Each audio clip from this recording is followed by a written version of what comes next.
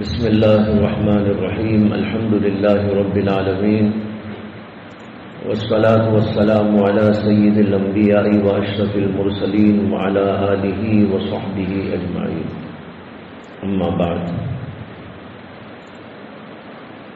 قرآن کریم میں جگہ جگہ نماز کا حکم دیا گیا ہے، اور اسی کے ساتھ یہ بھی فرمایا گیا ہے اقیم الصلاۃ، نماز قائم کرو۔ ایک جگہ بھی یوں نہیں آیا ہے کہ صلو کے معنی نماز پڑھو، اور جو ایک جگہ پر صلو علیہ وسلم تسلیم آیا ہے وہ دوسرے معنی میں ہے، وہ درود شریف پڑھنے کے بارے میں ہے۔ لیکن نماز پڑھنے کا حکم جہاں بھی دیا گیا ہے وہاں یہ لفظ نہیں آیا ہے، بلکہ اس کی جگہ ہے اقیم الصلاۃ، نماز قائم کرو۔ علماء فرماتے ہیں کہ ایک ہے نماز پڑھ لینا، ایک ہے نماز قائم کرنا۔ نماز قائم کرنے کا مطلب یہ ہے کہ اس کو بالکل ڈھنگ کے ساتھ میں پڑھو، صحیح طریقے پر پڑھو، ظاہری باطنی دونوں قسم کے آداب اور احکام کا لحاظ کرتے ہوئے پڑھو۔ یہ ہے اقامت صلاۃ۔ اقامت کے عربی میں معنی آتے ہیں کسی چیز کو کھڑا کر دینا۔ قامہ کے معنی آتے ہیں کھڑا ہونا، قامہ یقوم۔ اسی کو جب آپ باب افعال میں لے جاتے ہیں تو یہ لفظ ہو جاتا ہے اقامہ، اور اقامہ کے معنی ہوتے ہیں کھڑا کرنا۔ کھڑا ہونا مجرد سے ہے، اور اقامہ مزید فی سے ہے، اور اس کے معنی ہوتے ہیں کھڑا کرنا۔ کسی چیز کو کھڑا کرنے کا مطلب ہوتا ہے کہ اسے ٹھیک ٹھاک کر دو۔ جیسے ہمارے محاورے میں کہا جاتا ہے ہمارا بچہ اپنے پیروں پہ کھڑا ہو گیا۔ کہتے ہیں نا پیروں ہی پہ تو سب کھڑے ہوتے ہیں، کوئی سر پہ بھی کھڑا ہوتا ہے، جتنے بھی کھڑے ہوتے ہیں پیروں ہی پہ تو کھڑے ہوتے ہیں۔ لیکن لوگ کہتے ہیں بھائی ماشاءاللہ ہمارا بچہ پیروں پہ کھڑا ہو گیا۔ کیا دوسروں کے بچے سر پر کھڑے ہوتے ہیں یا ہاتھ پہ کھڑے ہوتے ہیں؟ کھڑے ہوتے تو ہیں سب پیروں ہی پر۔ مطلب اس کا یہ ہوتا ہے کہ اب وہ صاحب کمال ہو گیا، کمائی دھمائی کرنے کے قابل ہو گیا، اس میں عقل شعور مستحکم ہو گئے، طاقت اور قوت اس کے اندر مجتمع ہو گئی، اور اس لیے وہ کام کاج کر کے اپنے پیروں پہ کھڑا ہو گیا ہے، خود کمائی کرتا ہے، دوسروں کو کھلاتا ہے پلاتا ہے، یہ معنی ہوتا ہے۔ حضرت مولانا شاہ ابرار الحساب نور اللہ مرقدہ فرمایا کرتے تھے کہ ہمارا یہ جو محاورہ ہے پیروں پہ کھڑے ہونے کا، اسی محاورے کو مطابق قرآن بھی آیا ہے، اور فرماتے تھے کہ یہ محاورہ عرب کا بھی ہے اور ہندوستان کا بھی ہے، اردو کا بھی ہے عربی کا بھی ہے، دونوں محاورے یہاں متفق ہو گئے ہیں۔ لہذا کھڑے ہونے کا مطلب یہ ہوتا ہے کہ آدمی ٹھیک ہو گیا ہے، قابل ہو گیا ہے، لائق ہو گیا ہے، فائق ہو گیا ہے۔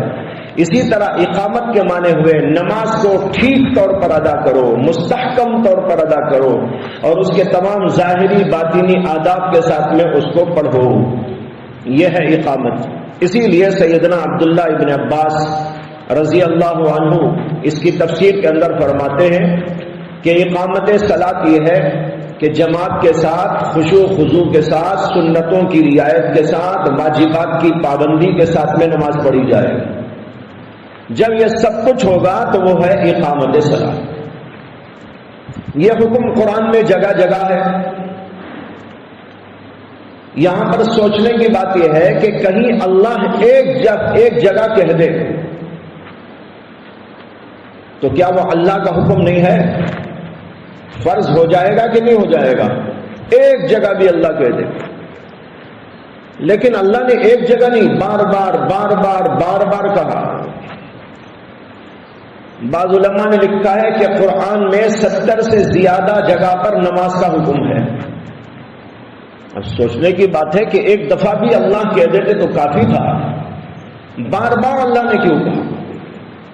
یہ بار بار کہنا اس بات کی دلیل ہے کہ نماز کو ٹھیک طور پر انجام دینا اللہ کی نظر میں بہت اہم تھا، بہت ضروری تھا۔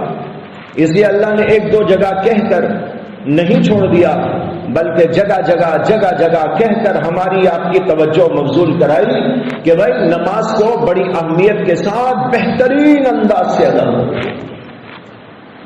اس لیے علماء لکھتے ہیں کہ نماز کے کچھ ظاہری آداب بھی ہیں، کچھ باطنی بھی ہیں۔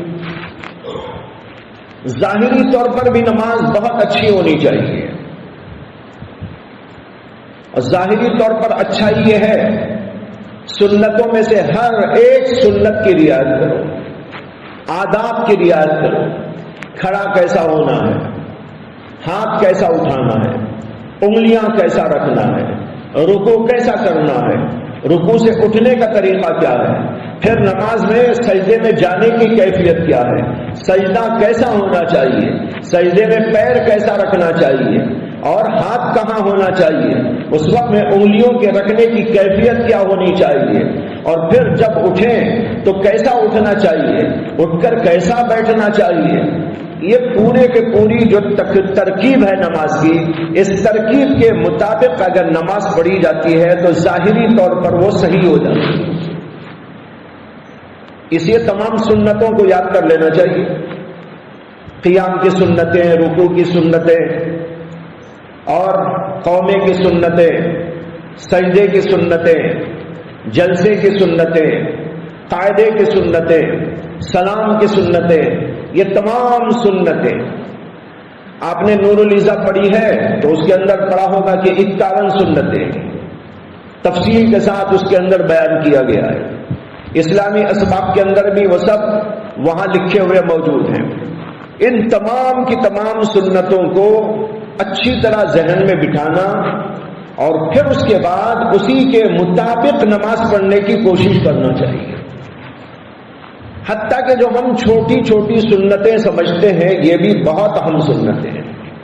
انگلی کیسا اٹھانا چاہیے، حلقہ کیسا بنانا چاہیے، ہاتھ کہاں اور کیسا باندھنا چاہیے، جب رکوع کریں تو رکوع میں ہاتھ کیسے رکھنا چاہیے، یہ سب کے سب سنتیں ہیں محمد رسول اللہ صلی اللہ علیہ وسلم کی۔ ہر سنت کے اندر برکت ہے، ہر سنت کے اندر رحمت ہے، ہر سنت کے اندر عافیت ہے، ہر سنت کے اندر قوت و طاقت ہے۔ ان سنتوں کے ساتھ نماز پڑھی جائے گی تو قبولیت ارجا ہے، یعنی زیادہ امید ہے کہ اللہ تعالی ہماری نماز کو قبول کر لے۔ علماء کہتے ہیں کہ نبی اکرم صلی اللہ علیہ وسلم کی سنتوں کے مطابق نماز پڑھی جاتی ہے تو اللہ فرماتے ہیں کہ یہ نماز تو بالکل میرے نبی کے طریقے کے مطابق ہے، اس کو پاس کرو۔ اور اگر اس کے مطابق نہیں ہوتی تو اللہ کہتے ہیں کہ اس کے مطابق نہیں ہے، اس کو ریجیکٹ کرو۔ اس لیے نماز کو قبولیت والی بنانے کے لیے سنتوں کی رعایت ہونی چاہیے۔ اب یہاں جو طلبہ ہیں بہت سارے نئے بھی ہیں، بہت سارے پرانے بھی ہیں، بعض طلبہ چھوٹے بھی ہیں، اس لیے بعض دفعہ دیکھنے میں یہ آتا ہے کہ نماز پڑھنے میں ان باتوں کی رعایت وہ نہیں کر رہے ہیں جیسی کرنی چاہیے۔ جب ویسی نہیں ہوگی نماز تو قبول کیسے ہوگی؟ ایک تو یہ ظاہری سنت ہے، اور دوسرے کچھ باطنی آداب بھی ہیں نماز کے۔ اخلاص ہونا چاہیے، یعنی صرف اللہ کے لیے نماز اور کسی کے لیے نہیں۔ خشوع ہونا چاہیے، یعنی نماز میں کھڑے ہو کر دنیا بھر کا گشت نہیں کرنا چاہیے، بلکہ نماز میں کھڑے ہو کر نماز ہی میں رہنا بھی چاہیے۔ بہت سارے لوگ نماز میں کھڑے ہیں لیکن دنیا بھر کا گشت کر رہے ہیں. گھر میں کیا ہے، دکان میں کیا ہے، بازار میں کیا ہے، پارک میں کیا ہے، وہاں گھوم رہے ہیں. ایک بزرگ کہتے ہیں کہ میں کعبۃ اللہ گیا. کعبۃ اللہ میں طواف کرتے کرتے ایک آدمی کو دیکھا کہ وہ کعبۃ اللہ کی چوکھٹ پر ملتزم پر لگا ہوا ہے، چمٹا ہوا ہے اور اللہ سے دعا کر رہا ہے، اے اللہ میرا یہ کام فرما دیجئے، میری یہ بات پوری فرما دیجئے، میرا یہ کام نمٹا دیجئے. وہ بزرگ کہتے ہیں میں نے اس کے دل میں دیکھا، زبان سے تو یہ الفاظ جاری ہیں لیکن اس کا دل دنیا بھر میں گھوم رہا. اللہ کے ولیوں میں سے بہت سے اللہ کے ولی وہ ہوتے ہیں جن کو اللہ تبارک و تعالی دل کے بھیدوں پر واقف کرا دیتے ہیں، دل کے اندر کے راز ان کے سامنے فاش کر دیتے ہیں. اس کو کشف القلوب کہا جاتا ہے. کشف القلوب یعنی دل کے اندر کی بات ظاہر ہو گئی. جیسے کہتے ہیں کہ ایک دفعہ حضرت جنید بغدادی رحمت اللہ علیہ کی خدمت میں ایک شخص آیا تھا. وہ عیسائی آدمی تھا اور پادری بھی تھا. اس نے کہیں یہ حدیث سن لی یا پڑھ لی کہ نبی اکرم صلی اللہ علیہ وسلم نے ارشاد فرمایا اتقوا فراست المؤمن فإنه ينظر بنور اللہ. مومن کی فراست سے بچ کے رہنا کیونکہ وہ اللہ کے نور سے دیکھتا ہے.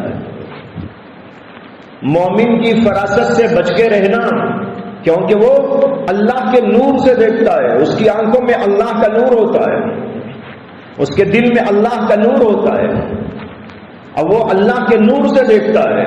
دل کے اندر کی چیزیں بھی معلوم ہو جاتی ہیں. یہ کہیں سے پڑھ لیا اس نے لیکن اس کی سمجھ میں نہیں آئی بات. وہ سوچنے لگا یہ فراست کیا ہوتی ہے، اللہ کا نور کیا ہوتا ہے، اللہ کے نور سے مومن کیسا دیکھتا ہے. تو بعض ظاہری عالموں کے پاس میں گیا اور جا کر پوچھا تو انہوں نے کچھ اسے سمجھایا لیکن اس کی سمجھ میں نہیں آیا. وہ جاتا تھا مسلمانوں کے بھیس میں، مسلمانوں جیسا لباس پوشاک پہن کر جا کر السلام علیکم حضرت، مولانا صاحب، مفتی صاحب، ایک سوال ہے یہ حل فرما دیجئے. وہ کچھ بیان کرتے سمجھاتے لیکن اس کی سمجھ میں نہیں آتا. ایک عالم کے پاس گیا تو انہوں نے کہا کہ بھائی تم ایسا کرو کہ جنید بغدادی کے پاس میں چلے جاؤ. وہ آدمی اسی طرح مومنانہ لباس کے اندر جنید بغدادی کے پاس میں گیا اور وہ بیٹھے ہوئے تھے، ان کے مریدین بھی تھے. تو جا کر کہنے لگا السلام علیکم. حضرت جنید بغدادی نے کہا ہداک اللہ. جا کے کہہ رہا ہے السلام علیکم. سلام کا جواب تو وعلیکم السلام ہے نا، لیکن جنید بغدادی کہنے لگے اللہ تجھے ہدایت دے. یہ کہتے ہی وہیں اس کی بلڈنگ شیک ہو گئی.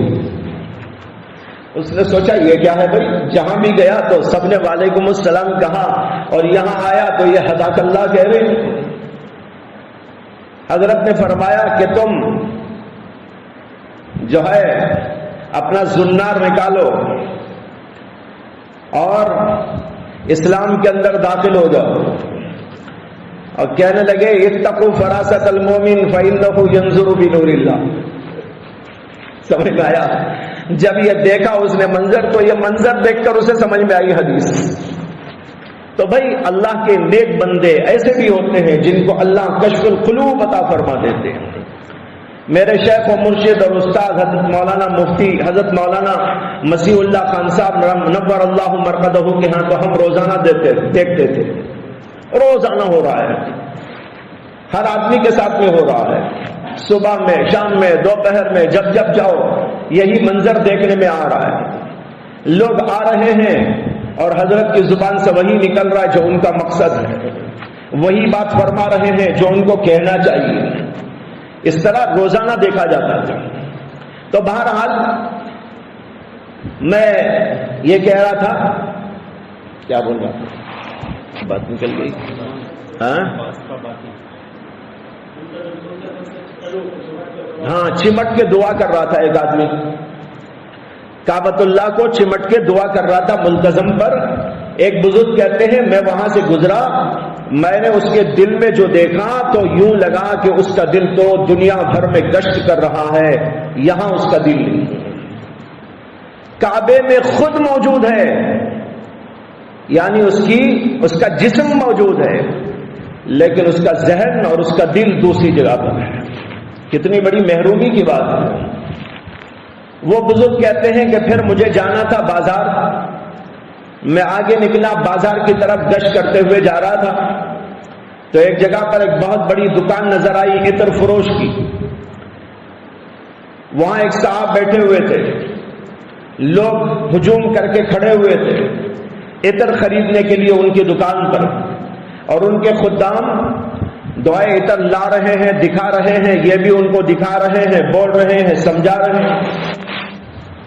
کہتے ہیں کہ میں نے ان کے دل میں جو جھانکا تو یوں نظر آیا کہ وہ اپنے ہاتھ سے اور جسم سے دکان میں ہیں، لوگوں کو عطر دکھا رہے ہیں، فروخت کر رہے ہیں، روپیہ پیسہ اپنے ہاتھ میں لے رہے ہیں، لیکن ان کا پورا دل اللہ کی طرف متوجہ.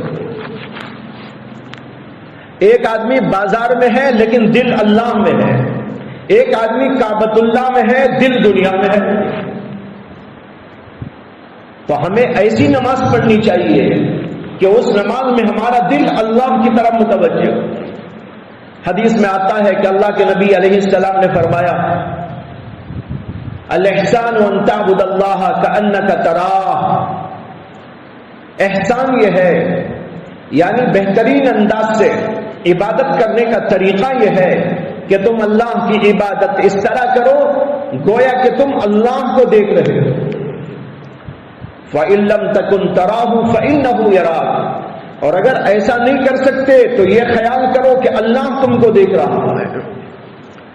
تو جب آدمی یہ اس طرح نماز پڑھے گا خشوع کے ساتھ، خضوع کے ساتھ، اللہ کو حاضر ناظر جان کر، تو اس کے نماز کی کیفیت ہی کچھ اور.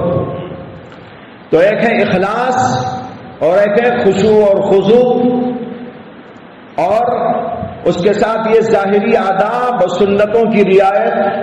جب اس طریقے پر نماز پڑھے گا وہ نماز بڑی شاندار ہوگی، بڑی جاندار ہوگی، اور اللہ کے نزدیک قابل اعتبار اور لائق قبول ہوگی. یہ بات اس لیے عرض کی ہے کہ آپ لوگوں کو بھی نماز کی مشق کرنی چاہیے. سنتوں کو سامنے رکھ کر مشق کرو، میرا رکوع ٹھیک ہے کہ نہیں ہے، میں قدم رکھ رہا ہوں تو یہ قدم کے رکھنے کا طریقہ سنت کے مطابق ہے یا نہیں ہے، ہاتھوں کو اٹھا رہا ہوں تو یہ ہاتھوں کے اٹھانے کا انداز سنت کے مطابق ہے کہ نہیں ہے. جب اس طریقے پر ایک ایک چیز اپنی نماز کے اندر داخل ہو جائے گی، نماز شاندار و جاندار ہو. ہم مدرسے میں رہتے ہوئے اگر ہماری نماز صحیح نہیں ہوئی تو اس کا مطلب ہے کہ کچھ بھی نہیں حاصل ہوا، ہے نا. نماز تو اہم العبادات ہے، تمام عبادات کی جان اور مغز ہے. اگر یہ عبادت ہماری ٹھیک نہ ہوئی تو پھر آخر ٹھیک ہی کیا ہوا. اس لیے اس کا بہت اہتمام کرنا چاہیے. میں کل انشاءاللہ یہاں پر کھڑا کر کے پہلے بھی کرتے تھے تو کچھ چیزیں آپ کو بتا دیں گے کہ کیسا کھڑا ہونا. جس کی ٹھیک ہے نماز الحمدللہ، جس کی ٹھیک نہیں ہے وہ ٹھیک کرے اور سیکھنے کی کوشش کرے اور اس کے مطابق نماز پڑھنے کی کوشش کرے. اللہ تعالی ہم سب کو سنت کے مطابق اور نماز کا حق ادا کرتے ہوئے نماز ادا کرنے کی توفیق عطا فرمائے. وآخر دعوانا الحمدللہ رب العالمین.